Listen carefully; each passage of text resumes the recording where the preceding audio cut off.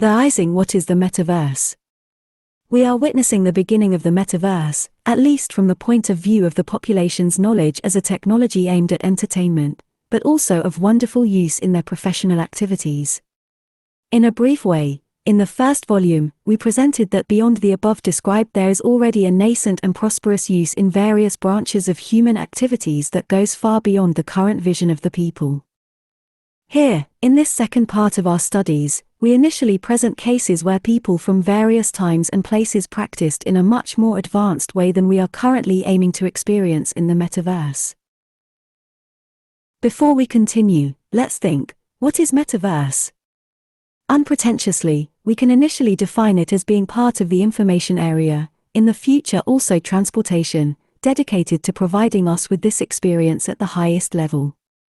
For when it facilitates us, through immersion, witnessing, experiencing, participating in events. This is information, even information that is being built right now and with our participation.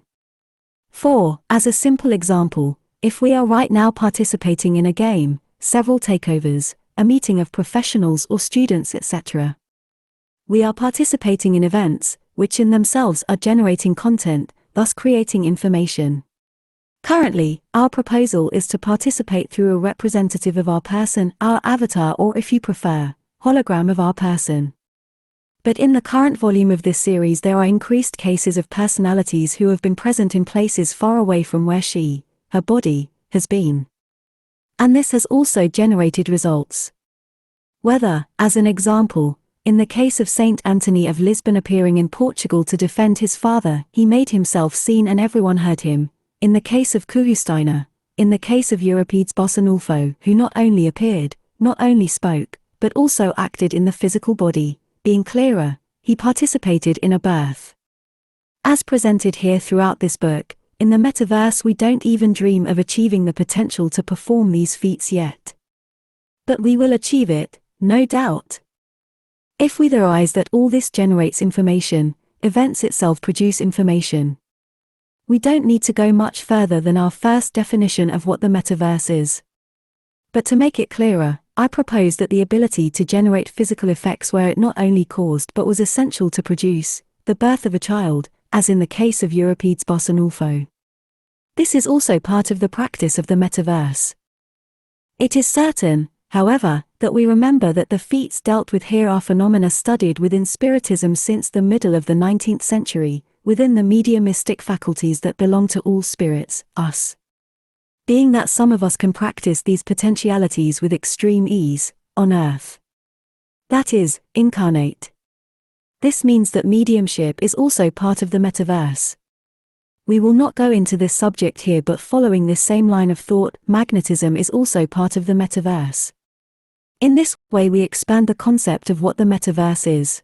But first let's conceptualize, even if not deeply, what it is: science and technology. Science refers to any systematic knowledge or practice. In a strict sense, science refers to the system of acquiring knowledge based on the scientific method, as well as the organized body of knowledge achieved through such research. This article focuses on the strictest sense of the word. Technology is the body of techniques, skills, methods, and processes used in the production of goods or services, or in the achievement of objectives, such as in scientific research. Technology can be the knowledge of techniques, processes, and the like. Wikipedia. Given these brief definitions, can we conclude that the Metaverse is a science in the field of information, currently, which can be generated by us in many ways and even now through our actions, and even through our actions in procedures that alter matter, as in the case of Euripides Bossanulfo. We can also add to this thought, procedures that can be accomplished through technological tools or, as in the cases cited here, that use methods not yet achieved by us. Note, if the methods are still unattainable for us, this does not mean that we will not be able to achieve them, and that they will be understood and practiced by everyone. This refers to the question addressed in the first book of this series, in the chapter about the first volume. We will not deny here what was expounded there, but we will try to expand on this information. There is extremely great merit in all those who fulfill their duties here on earth well.